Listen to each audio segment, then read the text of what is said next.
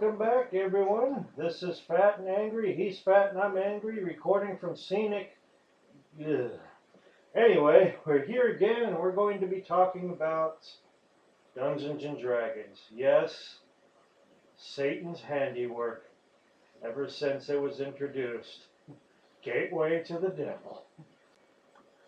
So, Angry, I know I've had you play with me a couple times, but how long have you been casting magic missile in the devil's name? Well, for one thing, you might want to rephrase the term "been playing with you for a long time." Secondly, God, the first time I ever played Dungeons and Dragons was back when I was in high school, I believe. It was the latter days of high school, and it was right about the time that we used to. I don't know if you were working there at the time. There used to be this place in our town called Armchair Command. And Armchair Command was one of the few places that actually sold stuff like Dungeons and Dragons books, tabletop gaming stuff like Warhammer 40,000. It was also one of the places where you could go and just play board games or card games.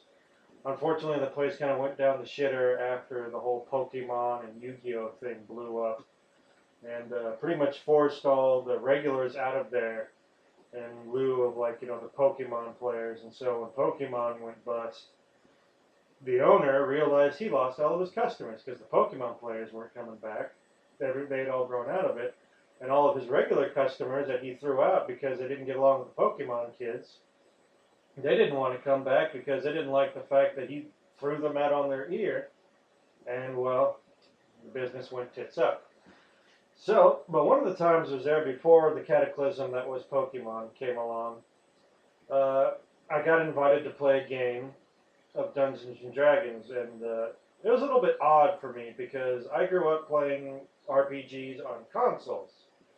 And when you go with that, it's all about, like, just like take everything you can, strip everything of use, and make use of it. So after we killed a bunch of goblins, I'm like, all right, what do we get from them? And the DM was like, well, what do you mean? It's like, we loot the bodies, right? What kind of weapons and armor can we get from them? It's like, oh, it's all rusted and broken and useless. You wouldn't get anything out of it. Bullshit. If their fucking weapons could tear through my armor and break through my AC and hurt me, then obviously it's not that useless, is it? Yeah. I've had a DM before, and he is really, really sinister about just like giving you not enough to survive, and he really wants you to cherish everything you get like it's a fucking favor instead of from the treasure table. Oh, yeah, I remember you telling me about this guy. Start us from the top. How did this guy's campaigns usually go, and where did they end up? Regale us with these tales, because they're pretty fun. Alright, well, there was one game I decided that I basically had enough of this bare bones bullshit that he was always throwing on us. The first campaign he ever ran for us was in a world called Dark Sun. And if you don't know what it is, basically, wizards ruined the world. They cast so much magic that it polluted everything, and now everything is a desert wasteland. Everyone who lives there is cutthroat, out for themselves, and out to screw you at every turn. And this is how the DM did things, so needless to say, he was pretty accurate to us having to live in this scumfuckery. And over the years, he would run different worlds and different campaigns, but he always handled it like Dark Sun, where everyone's an asshole. He wanted us to be grateful for any sort of equipment we got, and I decided I'm going to play a monk, because they don't need armor or weapons. The only thing I need is food.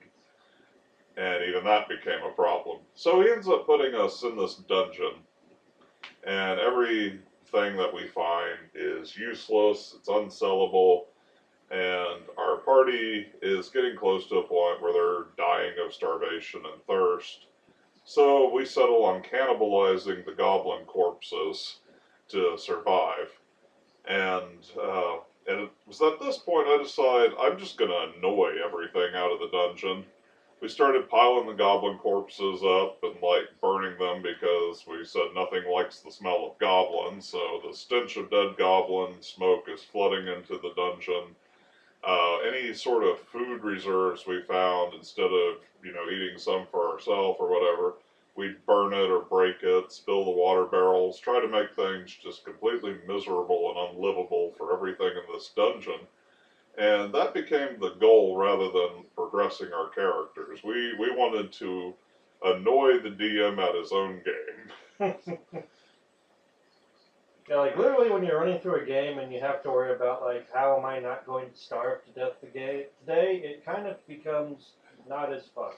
Yeah, most of the games I've run in, you write trail rations on your equipment, and you don't ever worry about how many you have or when you refill them or things like that. It's just assumed that you spend copper or whatever to refill your water cans and get your food restored. And there are some games where I can see putting a survival element in there, but you don't make it the whole campaign.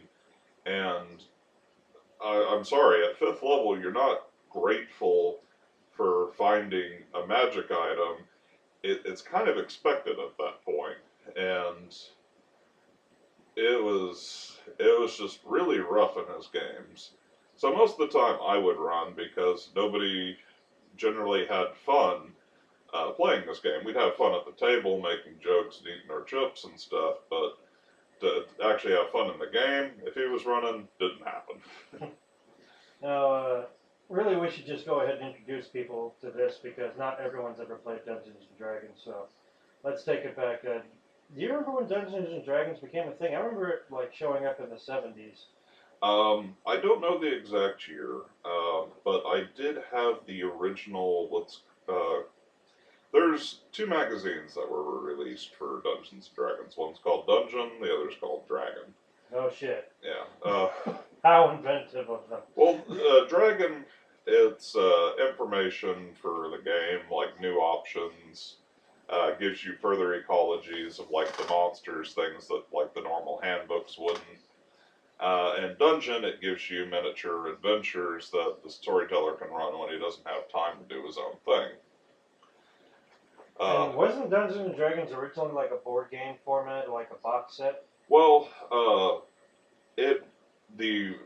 what would be called the first incarnation of Dungeons and Dragons, as I understand it, it was actually patching a bunch of different games together.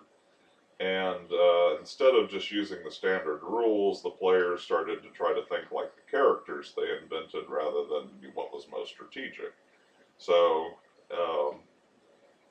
enriching the personalities of the characters is sort of what brought the game to life.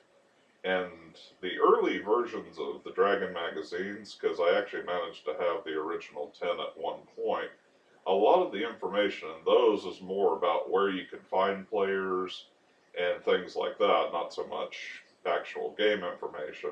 It wasn't until later that that stuff came into play. Then they came out with Advanced Dungeons and Dragons. Well, because it wasn't stupid, it was advanced. Well, but before Advanced Dungeons and Dragons, when they officially came up with a set of rules that they wanted, not when it was all just kind of mishmash, they had these boxes. There were 5 sets. I believe the order they went in was red, light blue, dark blue, black, and then gold. And these were for different stages of character development. The red box was the beginner set. Blue is when you become more of a seasoned adventurer. Then you have your high-level adventures, your epic level, and then finally your gods. It was actually expected that at some point your characters would become gods of myth and legend for these worlds. Quite a lofty goal. Yeah. Now, in these boxes, I've had a few of them. They basically have a player's manual and a storyteller's manual. The player's manual gives you the new options you have for your characters, where the storyteller's manual basically tells you how to handle your players at this stage.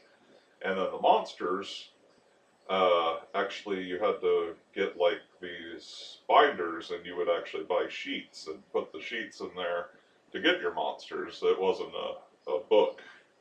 When they made Advanced Dungeons and Dragons, that's when they actually like unified all the rules into solid hardbacks. And I used to own all the hardbacks for first edition D&D. Um, I ended up passing those on to my younger sister, and I hope she's having fun with them.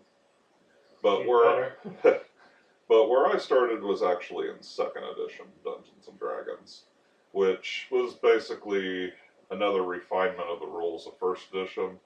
More options were taken out, but certain things that were considered optional rules were made into official rules, and the books were a lot larger and more unified. Um, the first time I actually played, I was in Latchkey, and there were a couple kids that would play Dungeons and Dragons, and they wouldn't let me play, but I'd watch them, and they didn't like it, but I didn't care. And one day, one of their friends was absent, and they're trying to figure out what to do in this particular scenario. I don't remember exactly what the puzzle was, but from watching them play, I kind of picked up some of the rules and ideas, and I just blurted out a suggestion, and as it turned out, that was actually what they needed to do. And so they let me play the absent guy's character for that particular day, and then whenever one of them was absent, I would get to play their character. They never let me write up my own and play with them full time, but it was my first introduction to it. But when I really started getting into it was towards the end of middle school. I met one of my friends through the card game Magic the Gathering, and he taught me how to play D&D, and he had a bunch of friends at the time. I got to be part of the group. My first character was a wizard named Shadow, and her first encounter was with a creature called a crystal ooze. And she got eaten by it and digested, and that was the end of her adventure. A rather unpleasant end. Yes. This was also the DM that really liked running Dark Sun, so... You're eaten by both a liquid and a solid. Figure it out while you're being digested. Yeah. Now, when I got to high school, one of my friends that I played with, he ended up going to a different school than me, and he met another fellow who was looking at some Dungeons and Dragons websites. Two of them got to talking, and we started playing with him instead of my original group, and we were having a lot more fun with that, and so that kind of kept me going. And eventually the third edition Dungeons and Dragons came out, and my group basically decided that they wanted to play third edition, and I look at my massive collection of second edition books, and I'm like, but I have this. And yeah, we should mention to the fact that we've talked about collecting before on a different video, but I think one of your most impressive collections is your role-playing games collection. Yeah. I'm looking at it right now. It is literally about 4 shelves. The first shelf is only about, what, 2 feet wide? But all the other shelves besides that are, how many feet wide would you say that is of books? Well, before I moved to this apartment, it took me 12 milk crates to move all of it, and since then I've probably added about a milk crate and a half worth of books to it. All in all, So that's how you measure your collection, by milk crates? Yeah. Standard issue measurement. Including the magazines, I have a total of over 400 documents to for options to this game. And to put that in perspective for you, you only need 3. So, I know that like D&D isn't even like your biggest collection. One of your bigger ones actually is Pathfinder, which you also have mixed in there. Well, Pathfinder, it more or less uses the advanced versions of the 3rd edition rules. So, Pathfinder's the books I'm buying right now, and I'm just basically trying to catch up on the 3rd edition books I never got. As far as the actual Wizards of the Coast 3rd edition books, I have every hardback. There's a few softbacks I'm missing, but I have them all. And so now I'm actually picking up stuff from other companies, like there was Swords and Sorcery Studios, and AEG, things like that. And I'm picking up those books as well. And while I'm not using that core system, I'm using the Pathfinder instead. All this stuff is compatible with Pathfinder. And yeah, so That's really the name of the game, isn't it? Compatibility. yes. I have a bunch of books, and I want them to keep working with other things. Because these books are not cheap. Yeah. When I first started playing, the cost of books, particularly used books, wasn't that bad. Some of the really rare stuff might bring you back 100. Nowadays, there's some new books that come out that are already $60 plus tax. Like one of the ones I just bought is called Starfinder, and The sci-fi version of Pathfinder, I'm assuming. yes, and it is to a degree compatible. There are some tweaks you got to do to the rules, but I'm okay with that. Um, but its cover price is $60, and after tax, it ended up running me about 75. So, and that's a new book. When that thing becomes old and rare, I don't even want to think about how much it's going to cost. Literally an arm and a leg. Be sure to get a friend that you're not exactly attached to. Yeah. How attached are you to your limbs? Yeah, and Would you like to be the one-legged man in the ass-kicking contest? well, I can write you up one with my D&D rolls. One of the things some of my friends used to do is they would throw an idea at me and see if I could find enough rules to make it happen. And I proved to them that I can make a walking, talking, sentient sandwich as a character. And Not even as a monster, but as a fully playable character? yes, the idea behind it, I ended up creating the sandwich, and I named him Reuben. And Of course. he was a warlock, and there's an ability you can choose called spell thematics, which basically allows you to take a theme and add it to your magic. So I chose sandwich. So like when he spits, when he does a fireball, he basically spits out flaming sandwich ingredients at you, or things like Wouldn't that. this be like Delimancy or something like that? You can call it whatever you want. I just wanted to prove that I could do it. Now, one thing that I have found fun, since you're so well versed in Dungeons and Dragons and Pathfinder and role-playing games in general, is taking characters from non-role-playing games and asking you what would be the closest thing to compare. And one of the funnest times we had doing this was going through some videos of boss encounters from Bloodborne. Yeah. I remember the first time I showed you because the expansion had just come out for Bloodborne, where they introduced the new character, the new boss encounters, and I saw the fight for Ludwig the Accursed. I'm like, this thing's a fucking nightmare on legs. Yeah. And so I showed you the video that says, well, what would you consider that to be? And your answer was,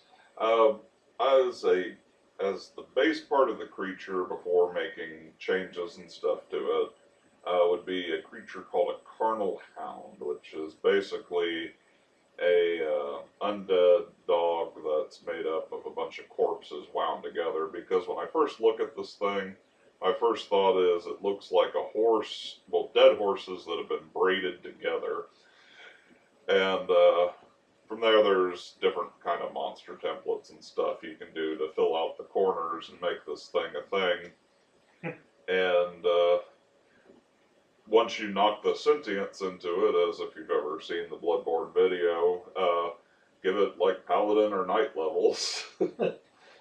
And then give it like an epic level weapon or like a legendary weapon, and like give it.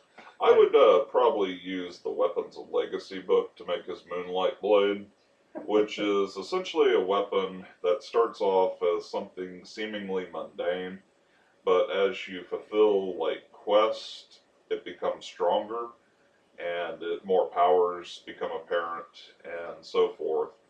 I think that would be the most fitting for his. And then one of my favorite ones was when I showed you the final battle with the Orphan of Kos. Yes, and that one I would easily say you could use the Atropos, which is the stillborn uh, Child. fetus of a god, and it is corrupt, and death uh, follows wherever it wakes. Because man, like in that video, that thing just comes out, and as soon as it like turns its attention to you, it's just bad day LA all over the place. I love that shrill it goes when it first tries to beat you to death with its umbilical cord. It's like that's a giant iron hard placenta it's attempting to club me to death with. Yeah. And it's still bubbling, and it's throwing the seizing horror from the bubbling at me. Awesome. This is just what I needed today. Somebody eat spaghetti around me. I need these sound effects. That's a fun little game. Yeah. But I mean, Dungeons and Dragons is like you can consider it to be the flagship of all tabletop role playing games, but there's so many more. Pathfinder being one I've heard of. I've tried to play a couple of games of Besom, which for those of you who aren't familiar, is a system called Big Eyes Small Mouth, which is designed to be a template book that lets you essentially turn any single anime you've ever seen into a role-playing game. So it's pretty broad and unfocused. So that, like, literally you could make a role-playing game based around like magical girl anime. You could do it based on the world of Akira or the world of like Mobile Suit Gundam. You could do it based on damn near any anime you've ever seen. Yeah, and while he's on that subject, I actually have a Dungeons and Dragons rulebook for Besom. So if I can't figure out how to do it with the basic rules, I've got Besom for Dungeons and Dragons. So Yeah, because the one thing that I can always cheat with that one. we had a friend we used to role play with who was very much into Besom because he was pretty much the biggest anime fan out of the group of us. He wasn't part of your circle of friends. He was part of another circle of my friends. And I've since tried to introduce you to him, but the guy's a fucking hobbit that never leaves his hobbit hole and hates adventures. So one of these days I'm just going to have to like show up and kick in his door while dressed as Gandalf and saying, "It's time for an adventure, bitch!" and drag him kicking and screaming out of his apartment. Maybe get some dwarfs to help me. But anyway. Feed them hot dogs. And essentially, he loved Besom, but every time he tried to introduce me to the game, I found it interesting and complicated because it has this weird 3-stat system where everything's body, mind, and soul. But there's nothing that I could read in the book that explained like how these stats could be applied to like the various skills or various checks. I guess I didn't read into the books too deeply because the only time I ever got to read them is when I was over at his place and he was just trying to like throw us into the game. Yeah. He's like, "We don't have time for you to read over the rules. Just here, you can go." I'm like, it's like, well, what the fuck does animal husbandry fall over? Mind, soul? How do I plug these numbers into this thing? You're not helping me. Yeah.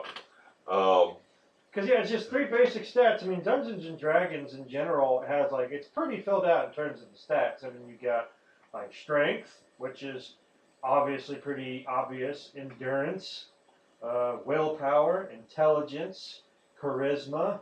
You know that shit. I mean, all of that's pretty self-explanatory. You know, and even like skills where you got to like like obviously like charm or bluff is like what, charisma? Yeah. And so like that you can easily put those things together. And Yeah. also the basic maths are like a lot easier to wrap your head around. Yeah, well, back in 2nd edition, that wasn't the case. It had some weird backwards barbarian math. It's one of the things I like about 3rd edition. It took me a while to actually wrap my head around it because I was so used to doing this imaginary math from 2nd and 1st edition that doing normal math for a role-playing game just was weird. But I eventually got the hang of it and realized it was a lot more user-friendly than 2nd edition. And because my friend friends weren't going to play second edition, I eventually started buying up all the third edition books I can.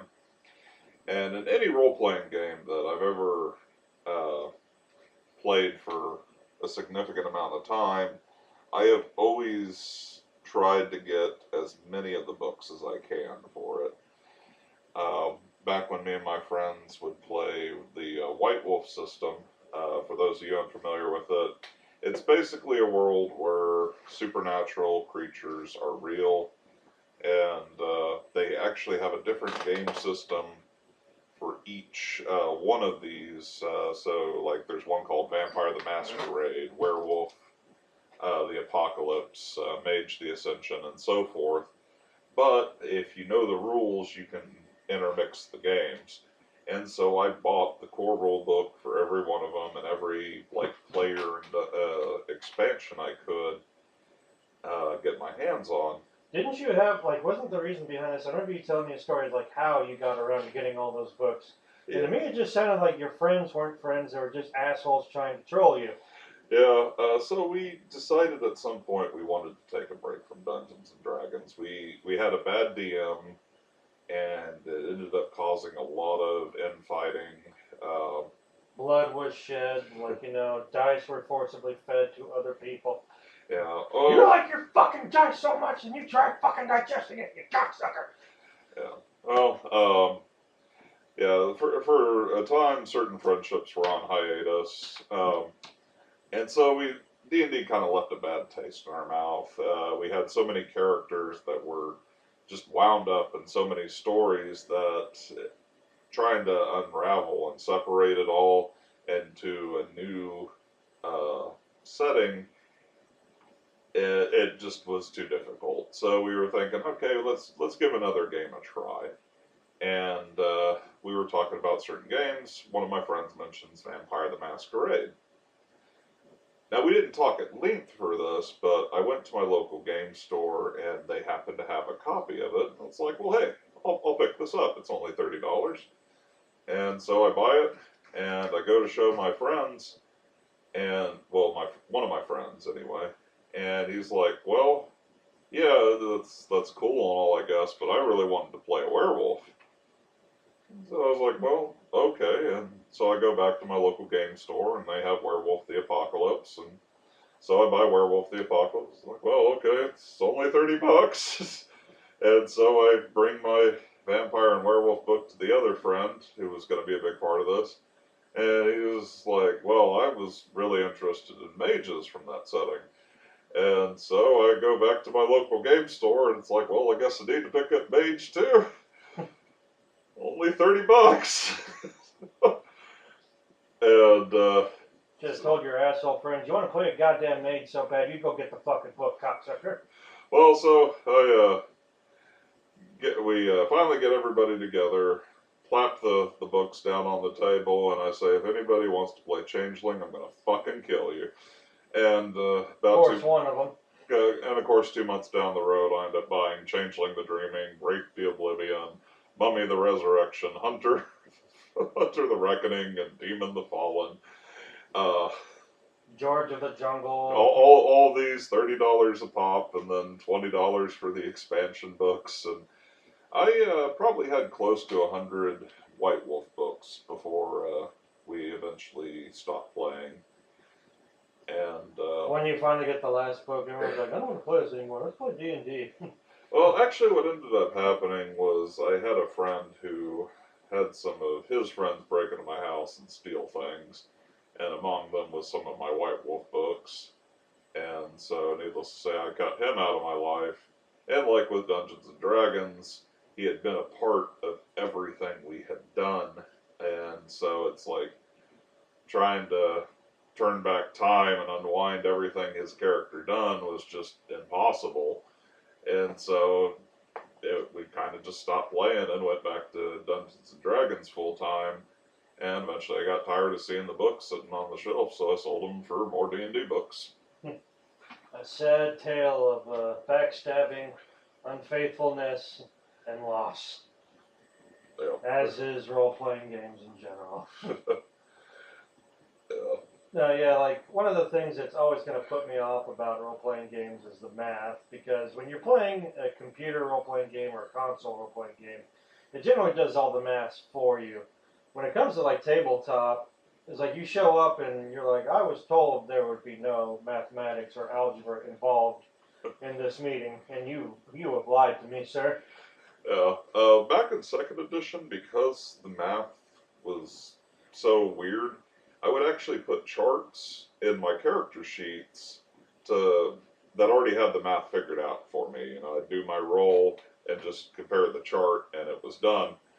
And I don't have to do that anymore with third edition because of the way everything is set up. But yeah, looking in hindsight, the fact that I actually had to make these charts um, tells you how complicated it can get sometimes, especially like when you're in the middle of combat and so many rules are having to be determined on the fly. That's another thing about Dungeons and Dragons is they have a set of rules for how things work, but the moment you get imaginative, the storyteller has to basically decide, okay, what am I going to do? Um, like, there's really not a rule for, say, if you were to do some trope like swing off a chandelier or things like that. Now, sometimes they'll make option books where they discuss some of these things, but there's not any true, like, hard rules for that kind of thing in combat. So it's up to the DM to figure out, it's like, all right, what skills and what roles need to be made to, like, keep you from, like, to allow you to swing on the chandelier like some sort of, like, black and white swashbuckling movie star, and not just fucking eat shit and break your goddamn neck. Right. Um, yeah, I remember one game I had one player that fell off a ledge and he wanted to ask if he could use his axe to try to hook into the wall. There's not an official rule for that, and generally you can only do those kinds of actions on your turn. But I went ahead and made a rule that he could make a emergency climb check to try to save his life, and he managed to succeed. But again, there's not a hard and fast rule for that. The storyteller has to have a good understanding of the rules and how to use them in situations like that.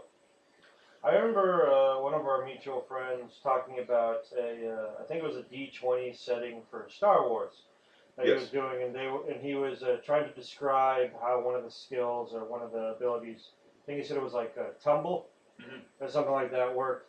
And he was describing, this was back before the prequels came out and like before like any of that.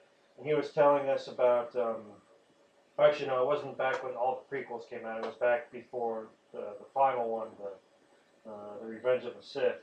Okay. And he was telling us about, or he was telling me about how originally the way it was written in the books that described the events before Star Wars proper was that Anakin Skywalker and Obi-Wan Kenobi were fighting on the rim of a giant volcano, not like on a couple of floating fucking droids going down a lava lake like they did in the movie, which is total bullshit. Well, whatever. People can like what they like and all that nonsense. But he was describing that essentially they were fighting on the lip of this volcano. Obi-Wan Kenobi managed to defeat Anakin, and he picked him up and tossed them into the volcano, hoping that would be the end of his ass.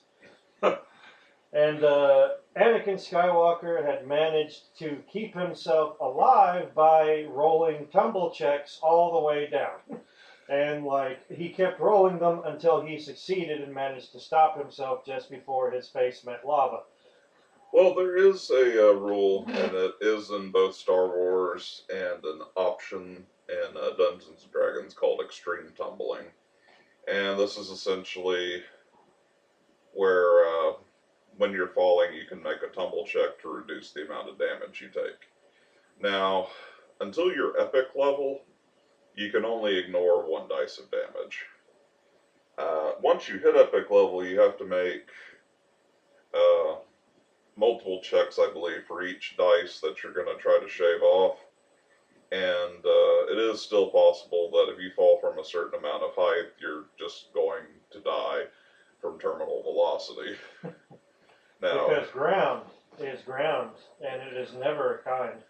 Yeah, now in Star Wars, I believe they have this tumble system in place, even at lower levels, because the Jedi do some pretty extreme maneuvers and such. Like you can do a force jump as a Jedi and jump super high. That's not the issue. The issue is what happens to your bones when you eventually have to meet ground again. Well, the basics for jumping is basically if you can jump that high, then you can fall that much distance safely from the jump. Now, let's say you have a character that can jump 20 feet. You still have to worry about getting shoved off a cliff 20 feet high. But if you're the one who actually propels yourself in the air, you don't have to worry about the landing. It's like, yeah, it's like I remember having conversations with people about like various superpowers, and they said like if you could have only one superpower, then some people would say like the power of supersonic flight, so I could just fly anywhere I want to go. It's like, yeah, that's not really useful unless you also have like super durability. It's like, what do you mean? It's like, well, if you're flying at like the speed of sound, not only would that like completely wreck your like skin and facial features, because you're not in the cockpit of a plane. You are just dude flying through the air at supersonic speed. So the wind resistance is really going to fuck you up. And something like a bug, or even worse, like a small bird or a large bird, like if a pigeon hits you while you're going like 2 times the speed of sound, it is going to shred you like a fucking 50 caliber rifle shot. Yeah. And it's a lot. It may not be as hard as a rifle round, but it's a lot fucking heavier. Yeah. Whenever I get asked the question about superpowers, I generally have two responses. Uh, One is I would like the ability to teleport, so that way I could rob comic book stores. That is And the first thing your brain goes to. Comic book stores in particular. It's like not banks, well, not weapon shops. I don't need the money if I just go take what I want. I can save that money for rent. Break into a fucking 7-Eleven when it's off hours and just take all the fucking Twinkies and, and like Swiss rolls and zingers and snowballs. Just all of them. You know what? Fuck that. Let's just teleport into like a little Debbie factory like after hours. Take what you need. Take as much as your arms can carry. Um, but the other superpower I would love to have is to be able to point at someone, say covered in bees, and it is so. So, like whenever I'm working at Taco Bell or something, and I have an irate customer, I can just stand up straight, point at him, yell, "Covered in bees!" And he's covered in bees. And there's a good chance he's not going to be arguing about his burrito anymore because he's covered in bees. Or Essentially, like do him the Henry Winkler. Yeah. From yeah, what was the name of that Adam Sandler movie? Little Nicky. Little Nicky. Mr. Henry Winkler, covered in bees. Yeah, or somebody's sitting at my window too long on drive-through while I've got other mouths to feed. Covered in bees. I'm hoping that would prompt them to drive off and try to get away from the bees. Or, manager comes in and asks why I didn't fry enough nachos, and I can point at my minions and go, "Covered in bees!" And nothing will be resolved, but somebody's covered in bees, so I'll feel better. But anyway, going back to role-playing, another role-playing game which I played a couple of times, one that's favored by a mutual friend of ours, is Earth Dawn. And Earth Dawn is an interesting setting. Supposedly, it's actually the same setting, just very, very early as Shadowrun. Shadowrun is supposed to take place like thousands of years after the events of Earth Dawn. Earth Dawn is essentially prehistory, and Shadowrun is like way in the future. And the reason you have trolls and elves and dwarves and magic fucking around in the future is because all the magic that faded away from the world in Earth Dawn before civilization suddenly comes rushing back, and like all the ancient monsters and like all the dragons fucking wake up from their slumber, and people who just had that blood in them, they suddenly just magic themselves just like out of nowhere they become a troll. and stuff like that. So that was something I didn't know because Shadowrun, which is another role-playing game, I was familiar with that from the Sega Genesis game. Contrary to popular belief, or contrary to popular opinion, I did not like the Super Nintendo version of Shadowrun. I fucking loved the Sega Genesis version of Shadowrun because it works very similarly to the role-playing game.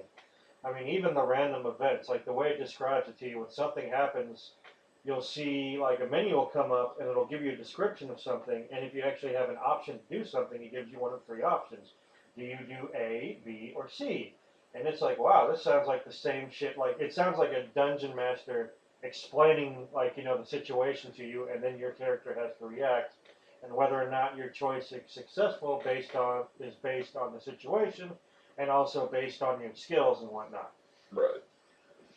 But anyway, Earth Dawn is interesting in the sense that your character doesn't gain levels through experience points. They instead gain levels through reputation.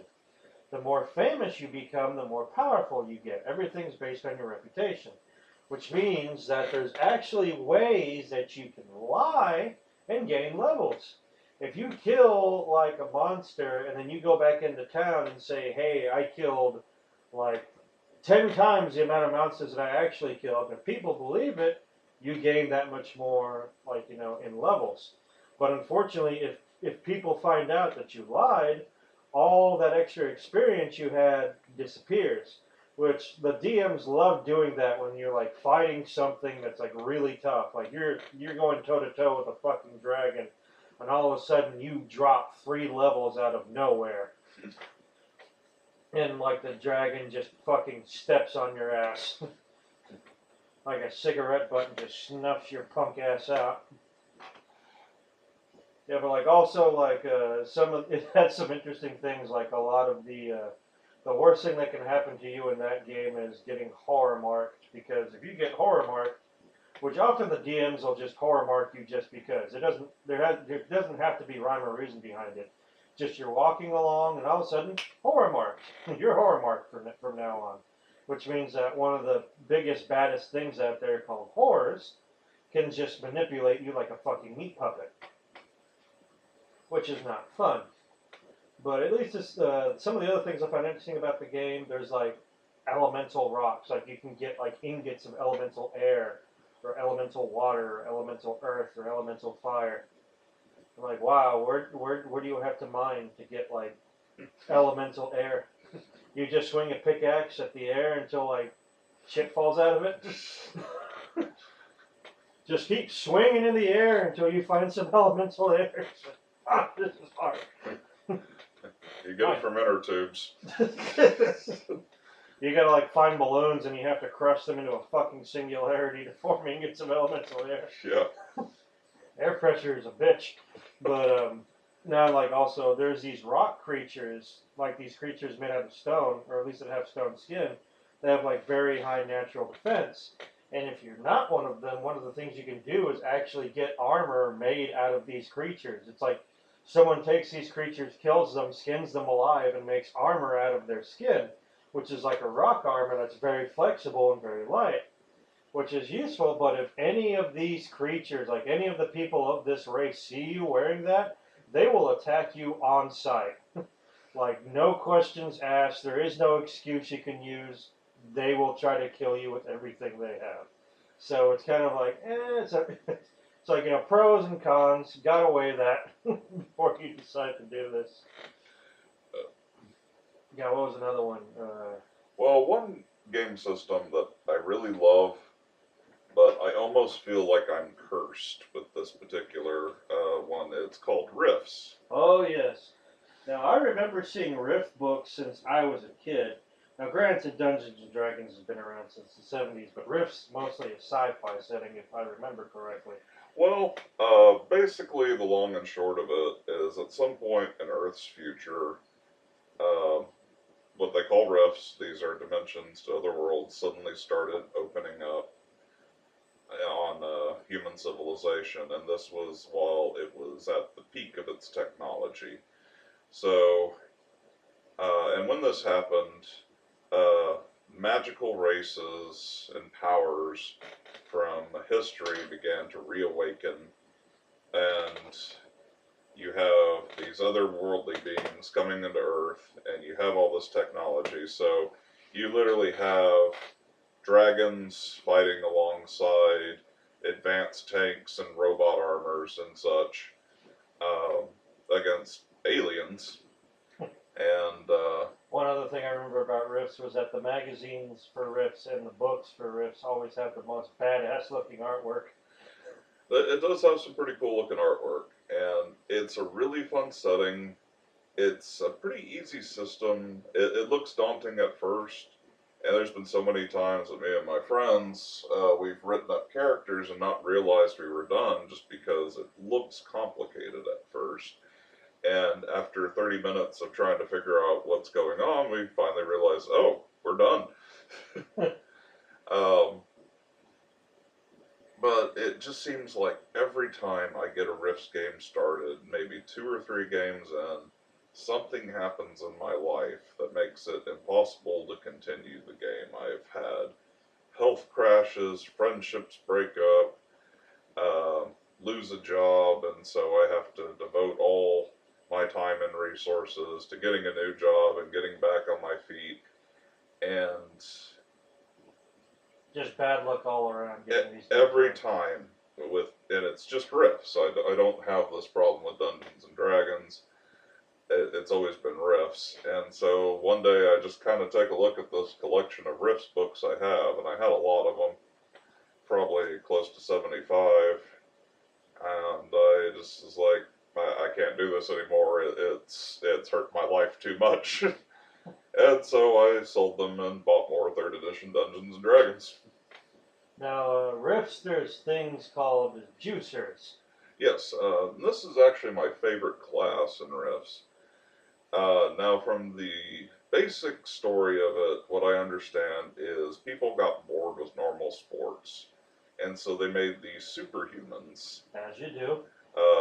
They harnessed them up, so they're basically constantly getting supplies of steroids and advanced versions of steroids, so they're faster, stronger, tougher, and can perform feats of superhuman ability.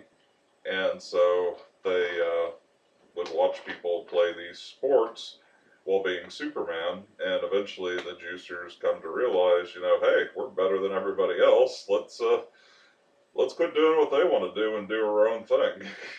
Which led to, what was it, the Juicer Uprising? The Juicer Uprising. And one of the drawbacks to being a juicer is you only have about 10 years to live once you've been put on one of these harnesses. Eventually, just all these drugs cause enough wear and tear on your body that you liquefy from the inside out. And one of the things I like about playing this class is because you are living with the knowledge that you've got about 10 years to live, you can be very reckless. One of my favorite variations of the juicer is called a hyperloin, and they can go at super speeds. I had a character that could run so fast she could break the sound barrier, and she was an explosives expert, and what she would do is just literally run to wherever she was going to blow up, drop the bomb, and so that was just enough time for her to outrun the explosion. And she was a fun character. Her name was Crash, and she died a very brutal death. She got knocked out of an exploding building and smeared across pavement until she was just sort of red and her legs sticking up from the puddles. She became a smear that ran for miles. Yes, but she got her revenge, and that was all that mattered to her.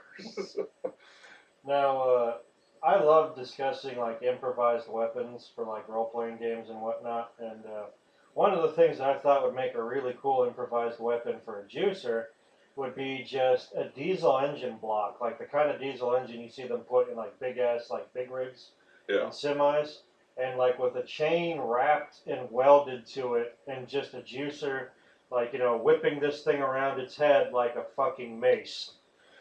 Because let me tell you, like, there's something pretty fucking scary when you think about, like, just this giant, roided out, Incredible Hulk with human skin monster, like, wielding a big ass, thick chain with a solid diesel engine block at one end of it. Just like, because with that, you could literally shred cars like they were made out of wet toilet paper. Yeah, that would certainly be fun to watch, and I think probably the perfect type of juicer. There's a variation, I believe it's called a Titan, where they're just basically focused on making them all raw strength, and so they sort of look like the superhero Power Man from the X Force. I thought his name was just Big Guy, but or not Power Man, Strong Man. Strong yeah, there Man you go, was his Strong name. Man. Yeah, I can easily imagine one of them wielding a flail of sorts like that. Um, while we're on the subject of flails, I actually had this one orc character in Dungeons and Dragons, and she had a flail, but instead of a mace at the end, she had a big bronze phallus because she worshipped a goddess of fertility. So she's swinging around this big brass dong and beating people in the head with it. Now, I would imagine that because of just like the awkward shape of it, that wouldn't do too well as a weapon. I imagine something better would just be a spiked ball and chain, but instead of spikes, it would just be dicks jutting from this giant, this giant ball. That would probably be more effective than what I had. But And a lot more is like, people would run, not just because they don't want to get hit with this thing, but just because that is like one of the worst possible ways you could die. However, my storyteller, who let me play this character, was actually so impressed by the idea of her having this big bronze phallus at the end of her chain that he actually had the weapon do more damage than a flail was supposed to. And, Just because you're beating people to death with a giant metal dick. Get fucked. And indeed they did. Yeah, I only got to play her for about 3 games before that campaign ended, but those were fun times for you, I imagine. her memory is still in my heart. Like a weapon enhancement, you make it ribbed for her pleasure. I've seen stuff in Warhammer that I thought was interesting. Warhammer Fantasy, by the way. Like, I much prefer Warhammer 40,000, but Warhammer Fantasy came first, and it was a giant troll, or just a giant. And his weapon that I thought was interesting, which gave me the idea of thinking about improvised weapons, was essentially he wielded a tree trunk that had all the branches like cut off of it, so it was just the trunk with the root sticking out from below the handle. And at the top of it, there was a stone headstone, like a tombstone, with a rounded top that he had just tied to the end of this tree. So it was essentially a stone axe. And I'm thinking, man, that would really suck getting hit with that thing. Yeah, that would probably be painful. There was an encounter I had where we were fighting giants, and there was a much larger breed of giant that had these smaller giants, and she had them dressed up as children and treated them like children even though they were adults, and they just kind of went with it. Because they didn't want to get stepped on or eaten or something like that, I'm assuming. Yeah.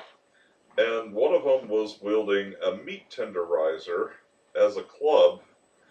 The meat tenderizer was sized for the mother, and for us players, it was basically a giant mattock that we were getting crushed with, and it was leaving little pit marks from the meat tenderizer ends. And when we get through with that, the monk decided to sunder it because he was so pissed off at the weapon. I don't want my meat getting tenderized no more. That sucks. And guy, what was it? It's like, did you say it was you or like someone who was running the game that was doing something where like every time a weapon would drop from a monster, it was always a gigantic weapon that they couldn't use or sell. Well, one of the storytellers I had, he really liked giants, and this is the same guy who did the meat tenderizer run. And so there were quite a few times we would have these massive weapons that we'd get, and it's like, well, none of us are actually strong enough to wield this, and it's not going to do us any good to drag it back to town because there's nobody in town that can actually wield this weapon. And so a lot of times we were having to leave behind these giant magical clubs and swords that It's like you find a lot of magical loot. How much can we use? None. You dick. uh, um, but you know, that kind of thing happens every now and then. There's lots of times where you kill like an evil villain and he's got some great loot, but you have to be evil to wield it, and nobody in town wants to buy it because it's essentially cursed because only evil people can use it. What was that one thing you were telling me about? Like this evil sorcerer that like had orphans chained to him at all times? Yes, that's actually out of a book called The Book of Vile Darkness, and Aptly named. I believe he's just called the Dread Emperor. He might have a name, but I think they just call him the Dread Emperor.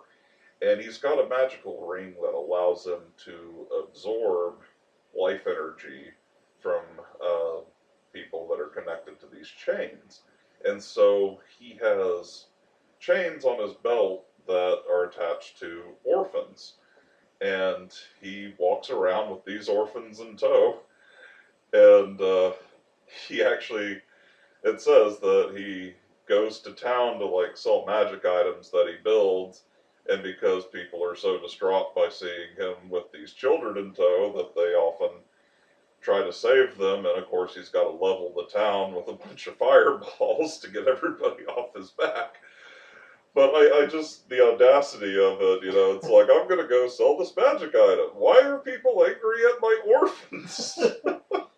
I thought they'd be like, you know, appreciate my belt of orphans. I put a lot of effort into this. It's a new fashion statement. I'm hoping it becomes a trend. And of course, as a player character, if you encounter an individual like this, you can't use any high-level damaging spells on them unless you just do not care about the lives of the children. Which, of course, is going to fuck with your alignment. Yeah, or, you know, if you have a party member, such as a paladin, they're going to take issue with the fact that you just roasted some orphans with a fireball. So, yeah, yes, paladins, the fucking killjoys of any Dungeons and Dragons game. Yeah. And of course, like, what would you say, like, every time you, like, start to actually beat this high-level spellcaster, what would he do? He'd absorb the energy from the orphans, I believe. That's not what you told me. You told me that he would essentially beat one of the orphans to death, and then he would just, like, absorb their life force. So I'm trying to imagine, like, this dude, like, slinging spells at, like, a group of, like, heroes, and the heroes fighting back, and just when they start to hurt this fucker, he just grabs one of the orphans and just starts caving his head in with his fist. And then, like, all of a sudden, he's like, all of his wounds just close up, and he's like back to full hit points and starts slinging spells again. It's like, fuck this guy. Yeah, I might have to double check it, but I believe that's how it works. And of course, he carries 4 of these with him. Just 4? I imagine like a baker's dozen with him at all times. Just like this daisy chain. Like, you know, you ever see those old pictures of like the nun school teachers that had like the school of children following behind them wherever they go? See, that's the thing that a lot of people don't seem to understand about Dungeons and Dragons or like any type of role-playing games. And most people think about Dungeons and Dragons who actually have never played a game of it. It's like the thing is like, oh, just a bunch of like fucking boring ass nerds play. It's like people like you and me will play that, and I've seen like dudes that look like fucking wrestlers that can go on and on about their fucking D&D characters and campaigns and shit. It's like it's not just like a bunch of like 4 generic goody two shoe adventurers like going out and like, you know, doing some sort of like rescuing the fair maiden. A lot of Dungeons and Dragons games that, or just role playing games I've seen, is like, I stomped this cocksucker into a fucking pile of his own gore. Yeah. It's like, I take this dude and I beat him with his own fucking limbs to death. Or just like, rolling to see like if you catch an STD from fucking the local maiden. I actually have a rule book for that. It's called the Book of Erotic Fantasy. Son of a bitch. Okay, I wasn't prepared for that. Yeah, I have one small section in my middle shelf that I call the naughty section, and it's essentially for more mature themes. Now, most of this is actually like demon worship and devil worship and that kind of thing. Stuff the players aren't supposed to be doing, but one book I happen to own is called the Book of Erotic Fantasy, and it's actually rules about sex and STDs and spell effects from sex or spells that do things with sex. You got gonorrhea. Let's look at the debuffs you get for that. Yeah, but one of the things I like about it is the book is actually handled really well. It's not super immature. I mean, obviously, you put an element in the game like that, there's a level of immaturity involved, but for the most part, the rules are presented as something valid if your game would go in that direction. It all depends on how important that element is to your game. Most of the time, when I've had players that fall in love with someone, that we just basically say, "All right, you go off to your room and have a good time." But define a good time. It was good. I'm gonna roll my unarmed combat for donkey punching. Oh Jesus! One good turn deserves another. I had one player. She was pretty new to the game, but she liked being loud and rambunctious and getting drunk during the game. And she actually asked if she could buy a prostitute. And so on the fly, I made this joke about a male prostitute she was hiring. I say, for 10 gold pieces, Raoul will give you a night you can never forget. For 5 gold pieces, you could forget, but you won't want to. Now it comes from that comes from the after effect, the potion of forgetfulness. Yeah, but, obviously we didn't get into the gory details of the night that will never be forgotten. The wet, messy, staining details. Yeah, I did say that the bed was broken by morning, and that was about as far as we took it. I don't need to discuss penis goes into vagina in front of all the players. That'll just get weird. Roll a D100 to see how many thrusts it takes for each of you to reach orgasm. Yeah.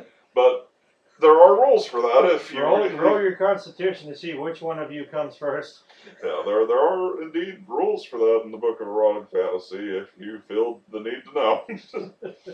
Well, I think that's enough for right now. We'll come back to this subject later because each of us have lots and lots of interesting tales that we've either heard or have actually experienced in games. But I think this would be a good stopping point for now. So for now, we're going to go ahead and let you guys try to wash that image out of your brain.